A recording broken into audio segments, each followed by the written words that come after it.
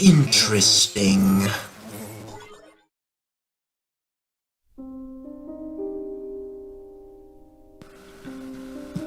It's been 6 hours since I've removed them from the MD solution. They are clumsy and confused, fearful. They stumble and trip like As expected, little experience in non-suspension has led to a difficult adjustment period, particularly regarding ambulatory motion. It will come in time, I'm sure. They are currently separated, as the nature of their interest in each other is unclear at this point. I will investigate this more carefully at a later date, after they've mastered movement. They do not appear to understand me or be capable of speech. They may not be truly sentient. It will be easier if they are not. But it does not matter either way. The line was crossed long ago. There is no turning back now. What the? What's going on? What is all this screaming? For God's sake. Limb detachment for a skeleton is completely normal and entirely painless. There is absolutely no point carrying on like this. You can't even understand me anyway. Why am I even bothering to talk to you? I need to bring the arm close enough to reattach it. Stay still. I'm not in the mood for this. Stay still. Once close enough and with proper will, the arm reattaches. There. No pain, no fuss. Completely unremarkable and entirely undeserving of such attention-seeking behavior. What a waste of my time. At least the other one's been quiet so far.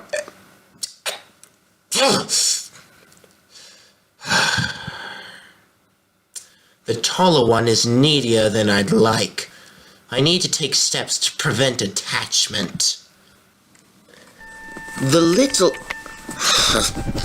The smaller one is awake. I'm surprised both that he survived outside it all, given his frailty, and that he's woken up again so quickly. He may be hardier than I initially thought, which is promising. I went to observe him in person. A transcript of my note follows. I am keeping my distance at first. He is poking and prodding at the walls and the floor, though he does not come near the force field. Maybe he senses the aura it gives off. I get the impression he is trying to find a way out.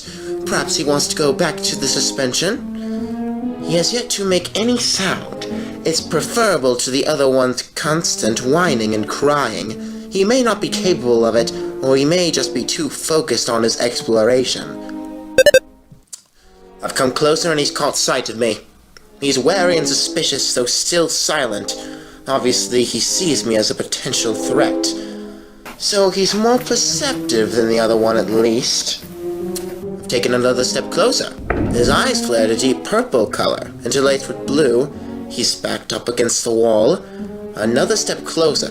His eyes are glowing brighter. I can sense magic gathering within his soul, but he's too new, to know how to make it manifest into an attack. If he could open his mouth, I'm sure he'd snap at me. He can't use magic to defend. As much as you try. I wonder what you'll do if I keep approaching. Closer still. He's getting quite frantic.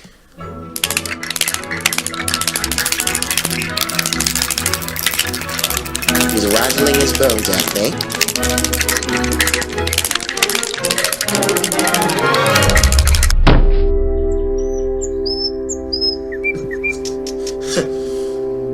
At that point, I decided to leave him be to attend to other matters. The two of them differ strikingly in temperament, one docile, one hostile. Whether that will make things easier or harder, I will have to see. An unexpected development. I left them within earshot of one another while I was clearing one of the workrooms for future use. It didn't take them long to realize the other was nearby. Perhaps a side effect of the nature of their souls. They made meaningless animal noises at each other. Subject 1 is capable of it, after all. Nothing unusual or noteworthy, but then they began to babble. I could recognize the noises they were stringing together. Bits and pieces of things I'd said to them. Even mimicked my tone of voice, though clearly without understanding. They can speak. They can learn. They are sentient after all. I don't know how I feel about this. I specifically accelerated their growth because I didn't want them to look like children. I don't want them to sound like children. It's unnecessary. The rapid growth may apply to their minds as well. They can progress to an adult level of understanding. At least then, I will introduce them to each other tomorrow with the proper precautions in place. This wasn't in my plans, but one must always be ready to improvise. We'll see what happens. This is it. Subject 1 and 2 are going to meet. I'm keeping a tight hold on both their souls. Don't touch me! Don't touch me! So if they fall to fighting, it should be a matter of moments to separate them before either is hurt. It's best to be prepared. I'm not entirely sure what to expect. They've seen each other. They seem at a loss for what to do. Subject 1 seems to worry. Subject 2's eyes have begun glowing a warm red-orange color. Subject 1 began glowing light blue in response. This seems to have calmed them a little. They were approaching each other.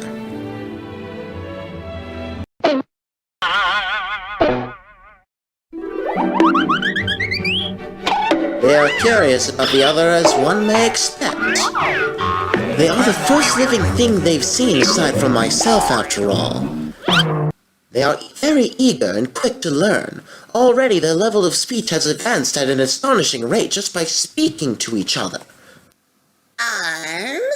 Arm, hand, shh! No cry! See? One okay, one normal. As one learns something new, so the other builds off of what they've learned to new heights. A mutual scaffolding. They are indeed little skeletons.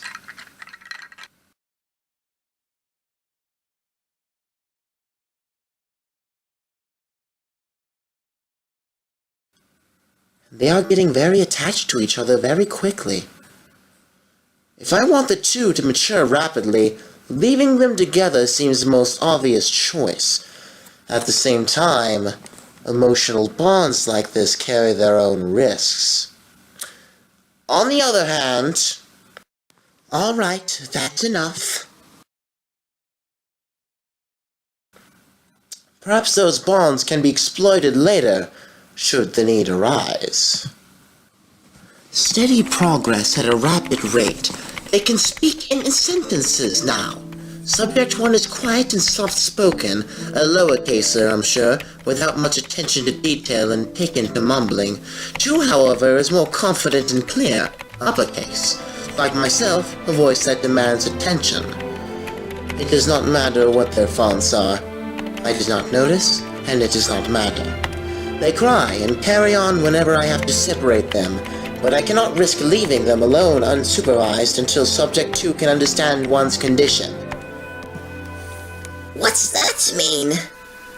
It means that if you hurt Subject 1, even a little, even by accident, he will die.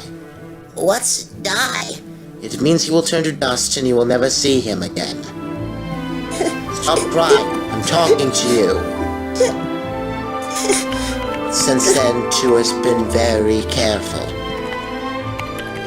Since I moved them into the same room, they are much quieter and easier to work with. They chatter constantly. Whenever I go see them, they are holding or touching each other. They are desperate for physical contact. At least they won't ask it from me. Ugh. They even sleep like that. Doesn't seem like it'd be comfortable. Sometimes their souls glow in unison. I believe it is when they are dreaming. They are voracious eaters, given their rapid development. It makes sense. Out of curiosity, I gave them half a portion one night to see what they would do. They split the difference. I suspect given only a crumb, they'd find a way to share it. I don't know where they learned to be so selfless with each other. It's not a trait I think would be inborn. I gave them one pillow to see who would assert dominance and claim it for their own. When I checked on them, this is what I found. They'd torn it up and were playing with the stuffing. They never stop asking me questions. At least the vocabulary's growing. What is disappointing? What is alternating current? What is marrow? What is laser? I did make an annoying error once while I was distracted. What is he? Is he me? Am I him? No, you are not the same person. Then what are we? You are things. Though I suppose technically one could say you are brothers. Brothers? He's my brother? Are you a brother too? I made you both. But what are you to us? Are you us? Quiet.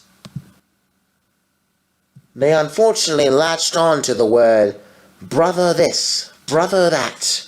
Perhaps they'll grow out of it. I should have been more careful with my wording. Things cannot be brothers. They are starting to read. I'm being careful about what I give them. I don't want them getting ideas about the outside world. Subject 1 is a fast learner, 2 less so. He struggles with reading, and my hope is that he inherited It's physical problem with his eyes and not a mental one. Bad eyes can be fixed. Even with one's help, he has difficulty. He interprets even the clearest directions in strange ways. He seems intent on sabotaging himself at every turn. One, at least, seems very clever. Why don't we ever see anyone else down here? Were you secret or something? Perhaps too much so for his own good at times. They smile when I come to see them. They ask me what I do outside. They ask me if they can go outside. Subject 2 tried to hold my hand. I've made a terrible mistake.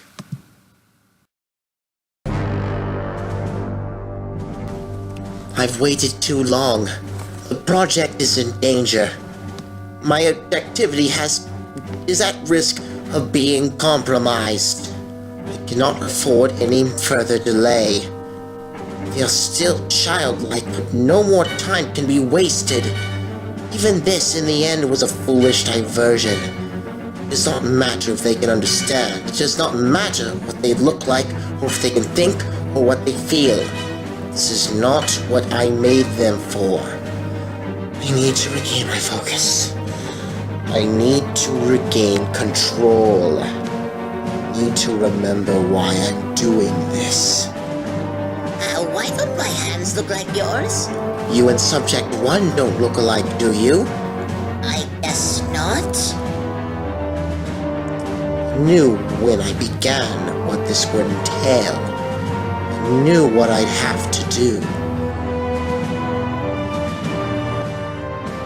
I knew there'd be no going back, no forgiveness. Decisions were all made for this greater purpose. To create these living tools. To even consider. Such selfish sentimentality gets people killed. There's only one choice. There is only one choice. I told myself I'd make whatever sacrifices necessary to achieve my goals. I'm not going back on my word. I'm the only one who can do this. Who will do this. There are no other options. I'm going to get us out of here. No matter what it takes. The greatest test of my strength. I am determined. Can you move?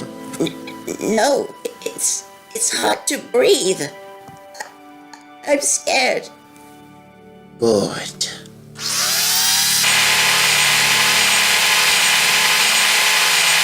You should be scared of me. I will not fail.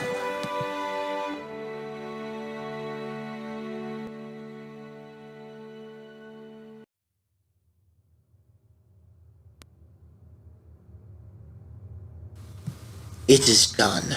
They asked me, begged me, screamed at me to stop. When I did not, they called out for their brother to save them. When they did not, they called out for someone, anyone to help them. But nobody came. A lesson we all must learn at some point. It is done, and I must admit, part of me is curious now what they will do. Their limited worldview must be completely shattered. What will they build out of the pieces? Can they even understand what just happened to them? How will they adapt to this new paradigm? What will change? My hand hurts. I can't get it off. I hate it. I hate it. Why did he do this to us? I knew we couldn't trust him. What did we do wrong? I don't understand. We were good, weren't we? It wasn't us. We didn't do anything wrong. It was him. He wanted to do this to us.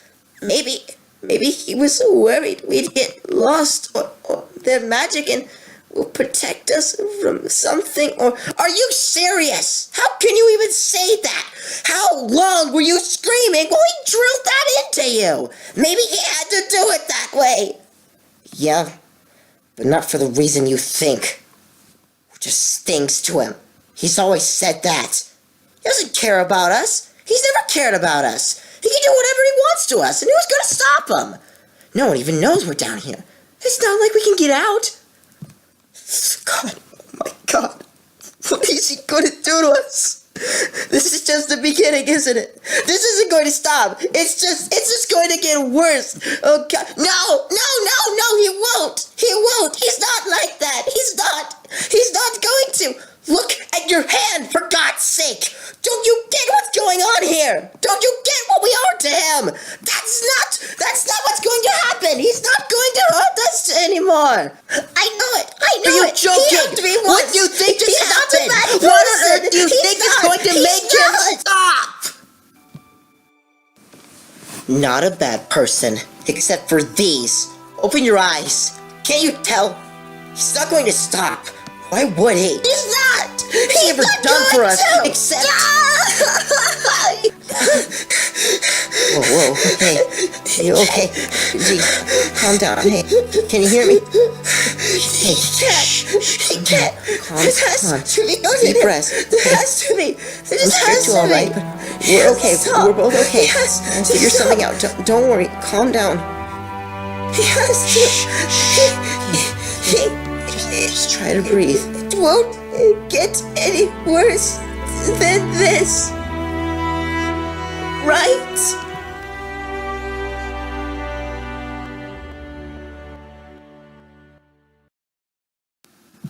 Why did you do that to him? He never did anything to you. He didn't deserve that. And you did. Does only his suffering matter to you? Interesting. Why did you make us? Why are you doing this to us? Is someone making you do this? Is that it? Do you not have a choice? Oh, what? I thought I had this turned off. Yes, Dr. Alphys, what is it? Yes, I'm fine. Something wrong? Late. Late for what? Yes, that's tomorrow, isn't it? Is it really? Are you sure? I must have lost track of time. I know, but it's not like me, but I haven't gotten much sleep lately. No, I'm alright, don't worry, I'm fine. I've just had a lot on my mind. Brother, how How did you get outside? I snuck away while he was looking. I'm gonna get you out, okay? Then we're gonna get out of here. Oh, yay! But how? Still working on that part. He does something to the wall when he opens it, doesn't he? Yeah, he touches that thing over there. I think maybe he put your hand on it? Okay. It's not working. Only one of the lights went on. Try using 2 hands. He only uses one, though. Yeah, well, his hands are big. You have little baby hands. Not baby hands. You have the most itty-bitty hands, like tiny little... Ah! No! Apparently, I'm going to have to keep a closer eye on you. You're slipperier than I thought. No, I'm so close. Are we in trouble? Yes. Under other circumstances, it'd be sufficient to punish only you, Subject 1. But your frailty makes it difficult, so you both will be coming with me. Don't hurt him! He didn't even do anything! He didn't do anything! Think about that next time you run from me. Come on. I have a theory. Both subjects glow naturally and powerfully, unusually so for our species, although admittedly there aren't many of us left to compare. I suspect the unique nature of their souls has something to do with it, but it needs proper investigation. 1S's eye sockets are large, and the aura of his glow is very strong. He seems the best candidate, but if the healing sense is truly present and can be replicated or even enhanced, maybe there's hope for my eye after all. Failure. 1S is more fragile than I anticipated.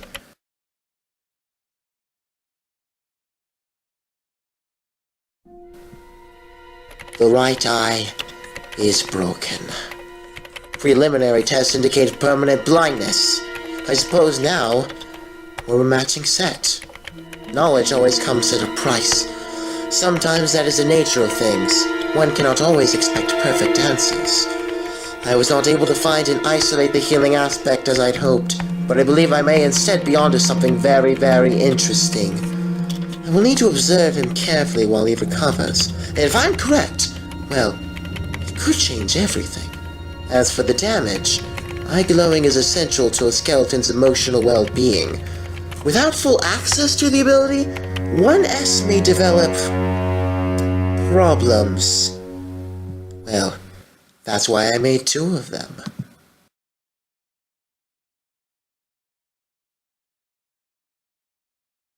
So, still think he has good in him?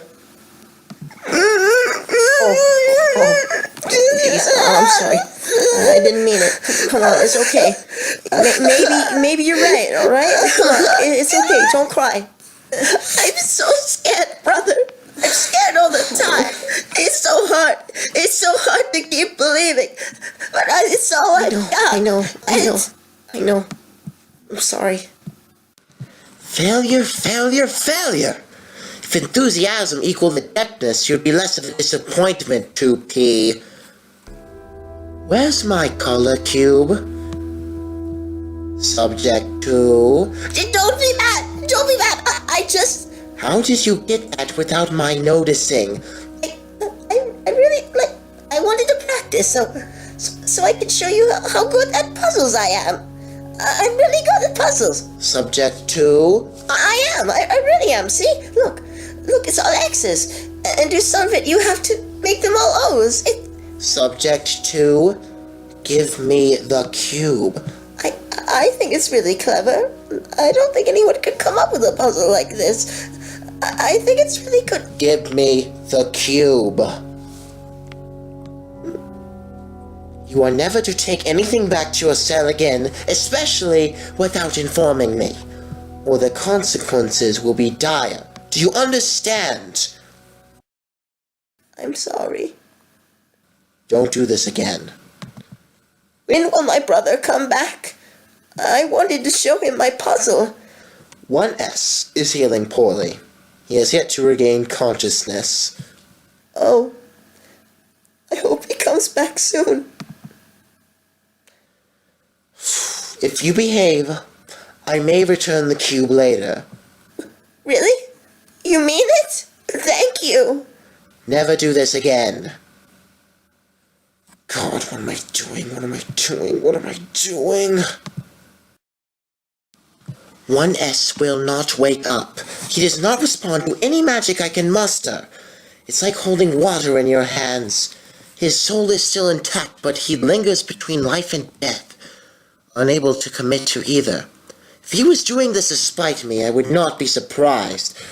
This would be less of a serious problem if that were the case. The will to live is everything. Without it, I may have to consider other methods. Come with me. What is it? Do not dawdle. Come on. Okay then, where are we going? Are we going to see my brother? Yes. Oh yay! I was really worried about him. Is he okay? Is he going to come back? 1S is about to die. What? Why? What happened? Is he... His soul is stable, but he refuses to wake despite... I thought you were going to fix him! Don't interrupt me! He refuses to wake despite my efforts. I need you to test my theory. What do you mean? How can he not... That doesn't make any sense! You're so much stronger than us! You can do anything! Why can't you heal him? Magic is an expression of a monster's soul. It reflects the self like a mirror. As a monster grows or changes, so too does their magic develop and shift. Certain consequences are unavoidable. Since I began this project, I'm losing the ability to heal. Really? That's awful. I'm sorry. I knew there'd be a price to pay. I've made my choices and I will live with them. But it means I have to resort to other methods. Like me? Yes. But I've never healed anyone before. I don't even know how. What if I can't do it? Then he will die. No, he can't. He can't. My theory will be correct. Brother! Just as I thought. I don't have to explain a single step. Brother, can you hear me? He already knows what to do. Right down to his bones.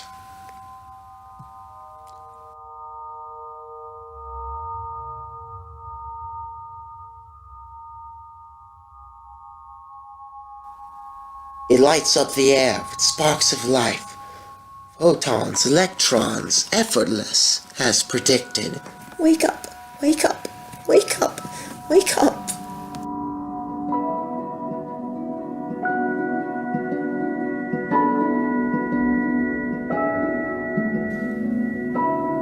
It echoes within, distant but familiar, and untouchable.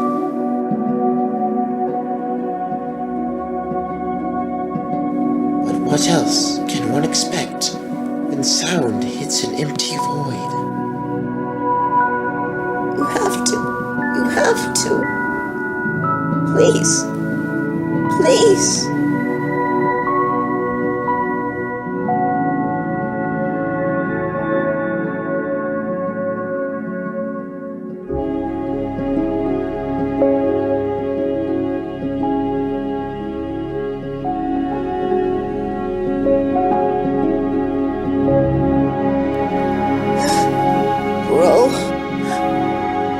There you are.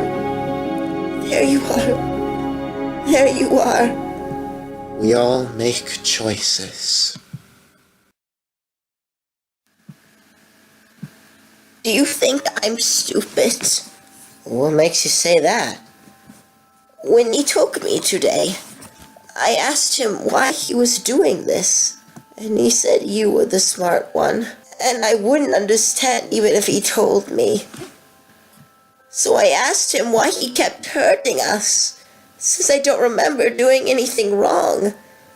And he said something like, I can do these things because I'm strong. Like people needed him to be. He'd committed a level of violence that made him do this. Something like that. And he said, You can't go back. but I don't think that's true. There has to be a way to go back. There just has to be. There has to be a way to make him stop. I thought if he was like this because of violence, then maybe the way to fix it was not that. So I told him, even if he'd done a lot of bad things, it wasn't too late. He could still change and be good instead. Everyone can be good. I could even help him be good if he wanted to. And he said I was even stupider than I thought. Do you think I'm stupid?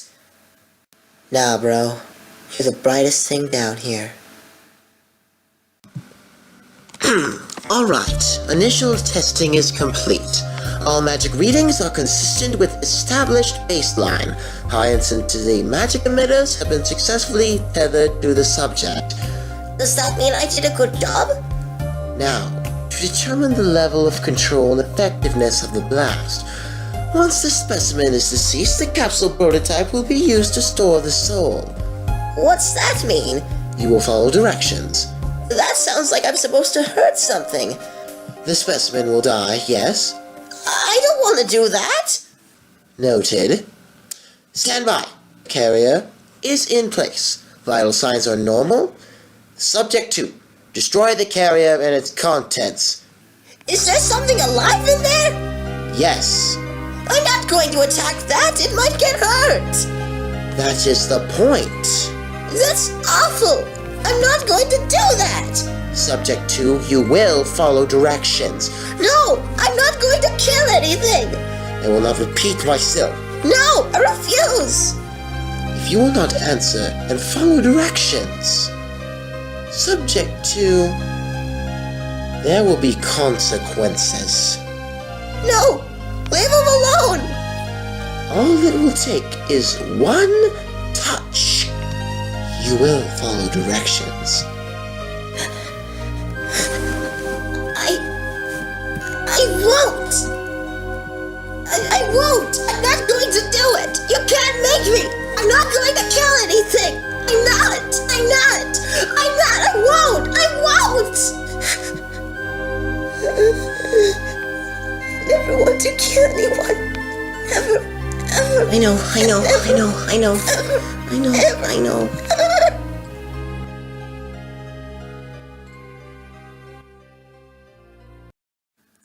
Stay still. I'm not as good at healing as you. I know. It just stings a little. Looks like the cracks are gone. How's the eye socket? Better. It doesn't hurt. I keep seeing weird things. Like you and me, but We're not you and me. We look different. Weird. yeah.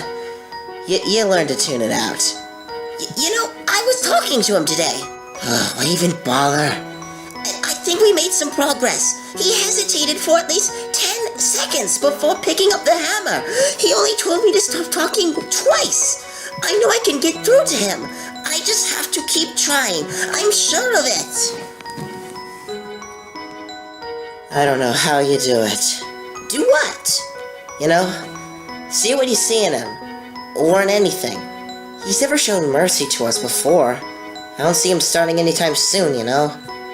He has it in him somewhere. I'm sure of it. He could be good if he wanted to. If he just tried. I don't know how you can believe in anything good down here. Kindness, mercy. When have we ever seen anything like that? Don't be silly, brother. Of course I've seen goodness and kindness. I have you. And that's enough proof for me that there's more to this world than just meanness. He didn't have to make you too, right? But he did. He doesn't have to let us be together and help each other. But he does. He didn't have to give me this, but he did. And you didn't have to be nice to me either, but you are. You always are, no matter what. So, if someone like you can exist in a place like this, then there's something good in him, still. I know it. There's hope for him, and there's hope for us. We just have to keep trying.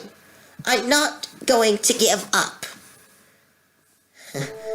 Well, who can argue with that?